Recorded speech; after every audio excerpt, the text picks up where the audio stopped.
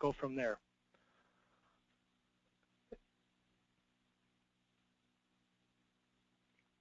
So what we want to talk about today is give you an ACA update. We blocked out about a half hour. I don't see it taking more than that. We'll be able to address those things. This is designed specifically for individuals that are in, or I should say employers that have less than 50 full-time and full-time equivalent employees. And as we go through the presentation, it'll kind of make some more sense. But before we get too far into it, I did want to kind of just go through the calculation that is done to determine what size employer you are for purposes of not only employer share responsibility rules, but for purposes of reporting and other items as we go through this. So when you look at it, there's a calculation that you're going to do every year, and every year it'll determine what happens for the following year. And that calculation really is to determine your full-time and full-time equivalent employees. And so what you do with that, as you can kind of see in this chart, and a lot of you might have seen this already from us, we've used this in several presentations in the past, is the calculation method that's used. So again, keeping in mind with ACA, full-time employees is 30 hours a week. You take those actual number, put that there, so in January in this case it's 32. You add up all the hours worked by part-time employees, so those less than 30, doesn't matter how many hours, you add up all those hours, then you divide by 120 and you get, in this case, 10 for the month of January. Then you would do this calculation throughout the year, and then if you average less than 50 full-time and full-time equivalents, that's where this presentation today is geared around. If you were to average more than that, we just got done with the other webinar. Again, that will be sent out as well to individuals and be available, but that would change what you're required to do and what that looks like for you. If you're on the cusp of that, you could move from one category to another over time, and so that's something to keep in mind as well. It's not a one-time calculation. You're done. Every year you'll be doing that calculation and do that for the next year. And so in 15 you'll do this tracking for 16 and so on and so forth. So I just wanted to quickly mention that to everybody on the call or on the webinar today, so you're aware of that. When it comes to forms and what needs to be done and reporting, as an employer with less than 50 full-time and full-time equivalents, your responsibilities are relatively easy. You actually, if you're less than 50 full-time employees and you're fully insured, you actually have no reporting responsibilities.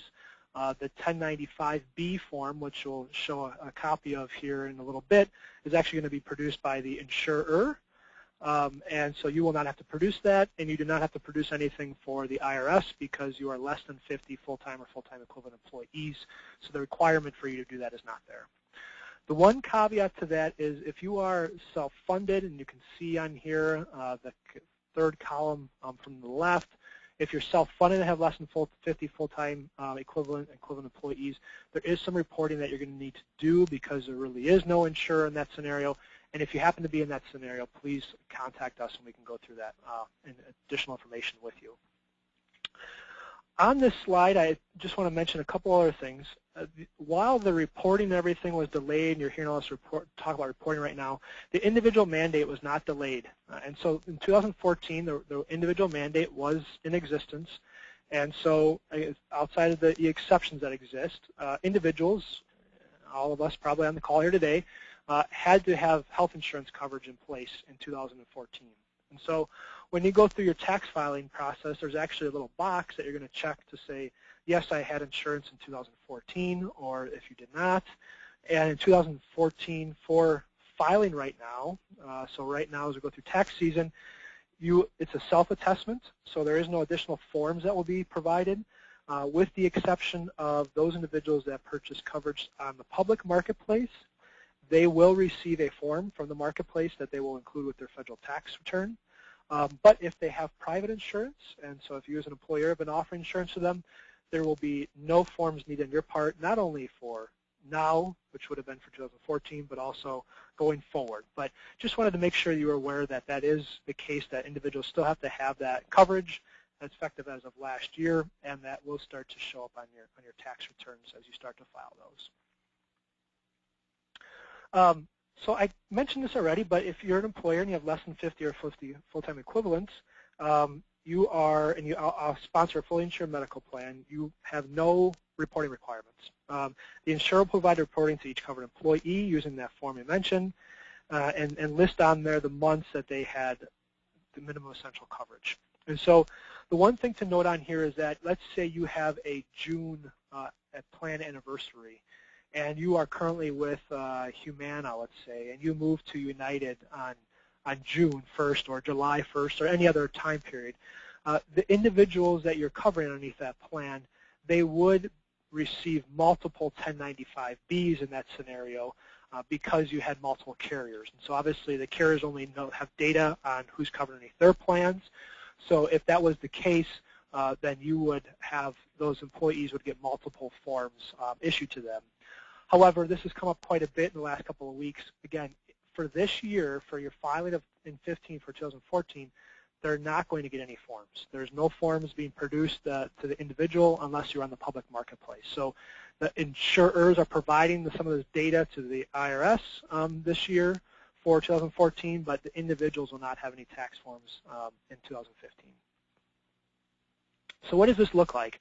This is a copy or draft. They're still in draft form. It's finalized shortly as expectation. But this is a copy of the 1095B form that the individuals would receive from the insurer. And so you can see that the first couple parts are pretty straightforward, kind of name, rank, and serial number information, who the individual is. The policy holder is the actual individual. If it's employer-sponsored coverage, which we're talking about here in this case, it would be who the issuer was. So let's say United Healthcare. And then you can see that the part 4 there is really where the main part of the information that the individuals will need and the IRS is looking for, and that's the covered individuals, not only the employee but also the spouse and any dependents, and the month of coverage that they had effect with that particular employer and issuer. And so if it was the same one, let's say you just renewed January 1st, and you stay with United the whole time, and that they were on the coverage the entire year, then they would actually check, it's kind of hard to see, but that box D within Part 4 of covered all 12 months. So it lists the individuals, check that box if they're covered all 12 months. If for some reason they were not because of eligibility, let's say they were a new hire, or let's say they dropped off the plan, or let's say they dropped out of employment, or again you changed carriers, then they would have to fill out for the particular months that they had that coverage, and they would be issued this form as the individual and have this as part of their tax filing process starting in 2016 for 2015.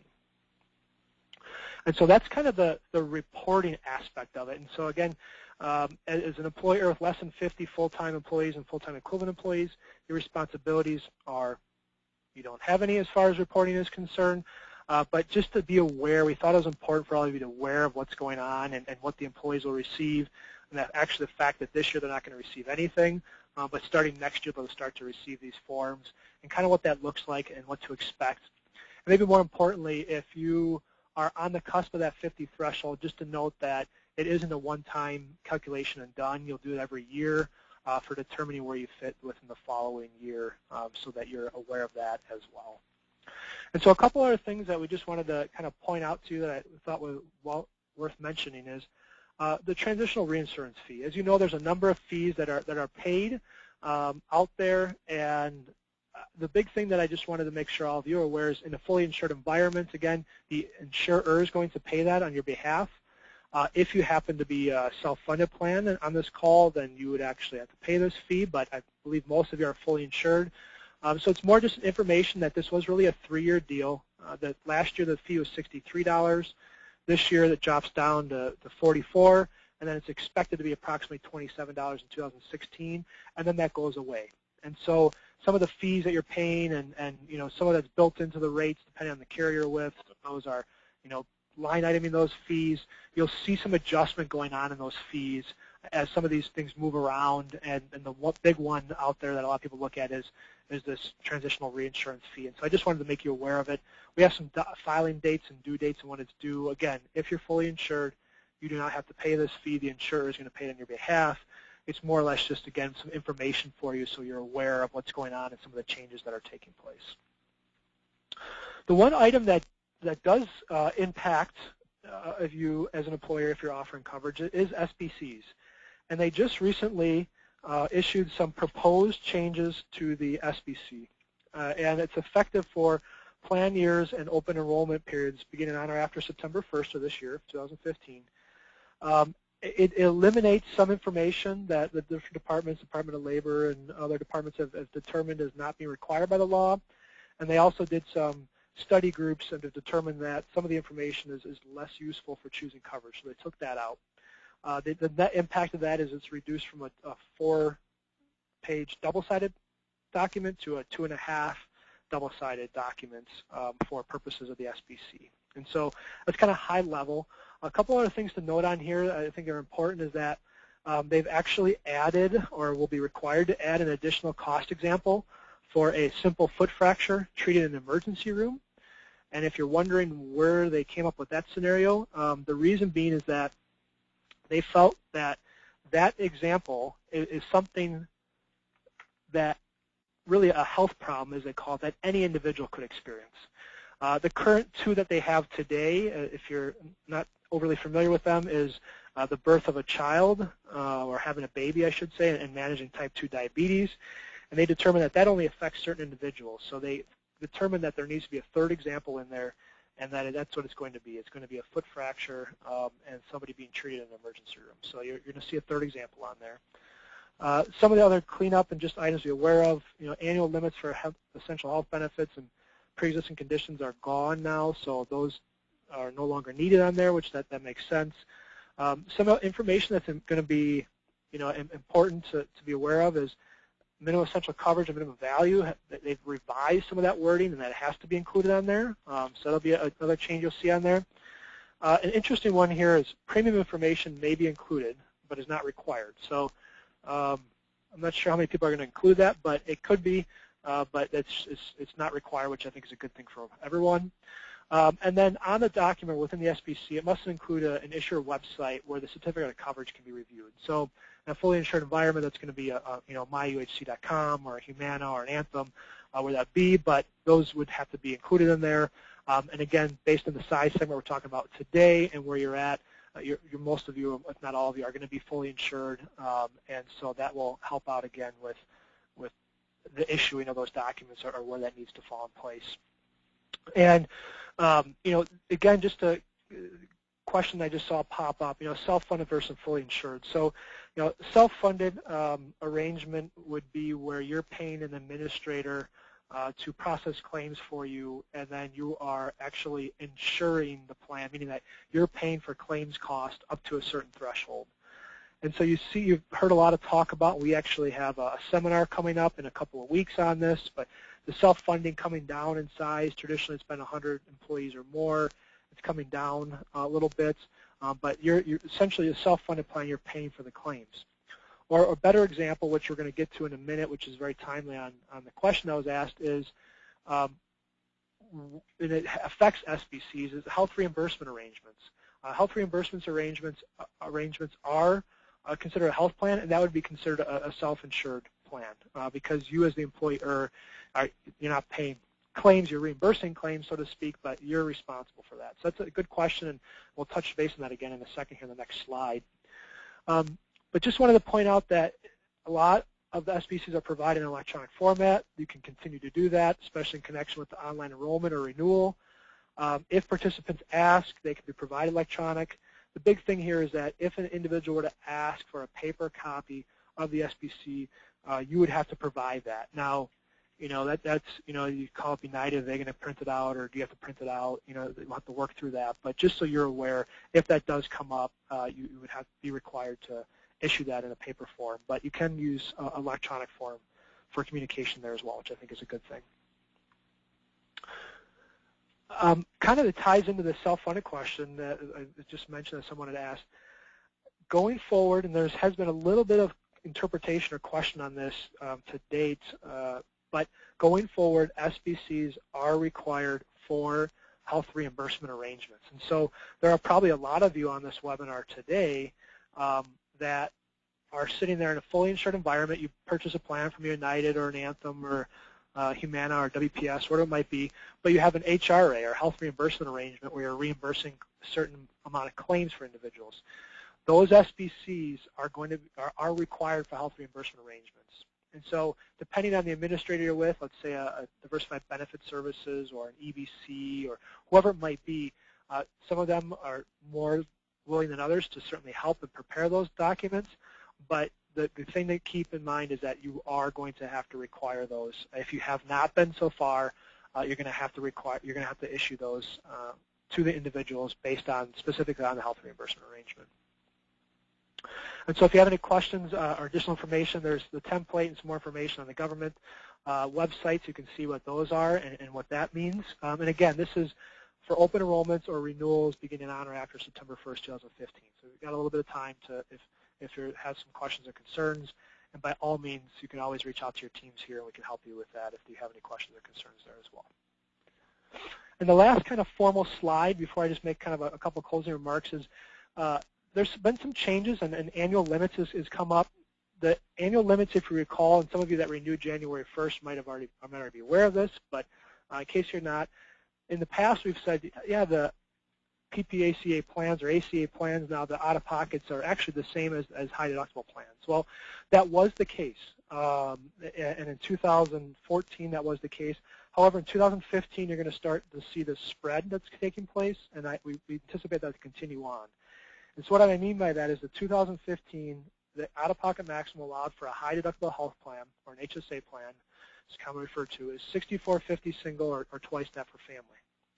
However, if you have a traditional plan, as we call it, or a non-high-deductible health plan, and you're not grandfathered, which most of you probably on the call are not grandfathered, it's been difficult to retain that status, your out-of-pocket maximum is for 2015 is $6,600 single and twice that for family. So you start to see that differential, and again, we anticipate that to probably continue to spread a little bit more as time goes on, and it will change a little bit from year to year.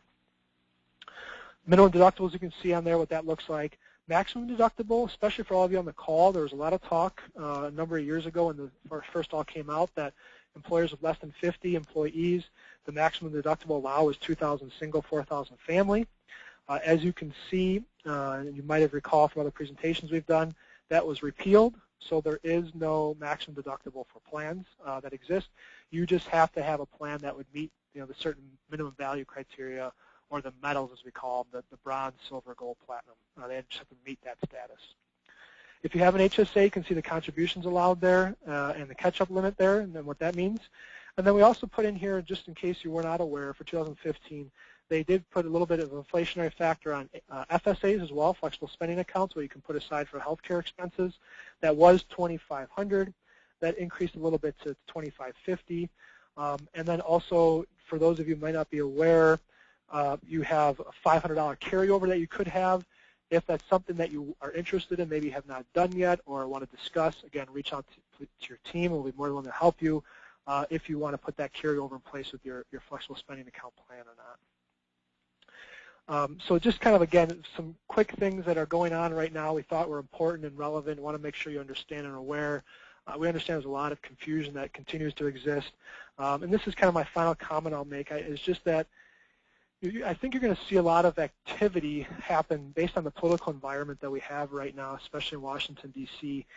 And some of you may have read or heard about, in the House, they passed a bill recently in the House that would change the hourly requirement from 30 hours a week to 40 hours a week, and that passed through the House. It has a pretty good chance, obviously, to pass through the Senate. However, we just don't anticipate that, making it through or past the president's desk and him signing that. So that's just one of the items. I think you're going to see a number of others. The talk about full repeal, you probably heard that diminish a little bit, which I would say it has. It's been more targeted on, okay, maybe tweaks we can make. And so I think you're going to see activity. I really do, and what we hear about and what's going on. But again, I don't know how much of it's actually going to come through the whole entire process or make its way through the whole process and become law. And so we encourage you, and this is why I wanted to have this webinar today, is these are the things we know. These are the things we know we have to deal with. What that means to you, what the impact potentially could be. Maybe it's another conversation after today with your teams here. We certainly be more willing to facilitate that with you. But just to be aware that we need to act on what we know as opposed to some of the potentials that might exist out there, and what that might mean. And so a couple other just kind of closing comments before I'll look at some questions here. Again, we're going to send a copy of this presentation out and the recording of this presentation as well, probably early next week after we have some time to make sure it all presents correctly. If you have any questions, by all means, please reach out to your team. Hopefully you found this information today beneficial for you. Appreciate your time and attention. I'm going to spend a couple of minutes here talking, kind of going through some of these questions that are on here. If you want to stay on the line, I'll answer the ones I can for at least the next couple minutes here. If you have to go, again, thank you for your time and attention, and we look forward to working with you as we go into 2015. With that being said, question: health reimbursement arrangement is correct. The health reimbursement arrangement is not the same as a Section 125 flexible spending account. A health reimbursement arrangement is specifically employer dollars that are used to reimburse eligible medical expenses. So let's say you have a $5,000 deductible for single, and you put in an HRA as an employer, and you reimburse the second $2,500. So the employee would be responsible for the first $2,500, and you as the employer would reimburse the second $2,500 to help mitigate some of that potential exposure to the individual. So that's what a health reimbursement arrangement is. That is different, certainly, yes, than a Section 125 program. The Section 125 program that is, as we call it, kind of tied to your medical plan, then those do not require SBC for those, so that's good to note on there. I'm glad somebody asked that question. But yeah, specifically the HRA is what we're concerned about there. Just see if there's some other questions sitting out there. I think the other questions I actually answered while I was going along the presentation, or hopefully I did. Again, if you do have any other questions after today, feel free to reach out to your team or myself by all means. Love to help you guys in any way that we can. And this is going to conclude our webinar for today. And thank you again so much for your time and attention, and have a great rest of your day.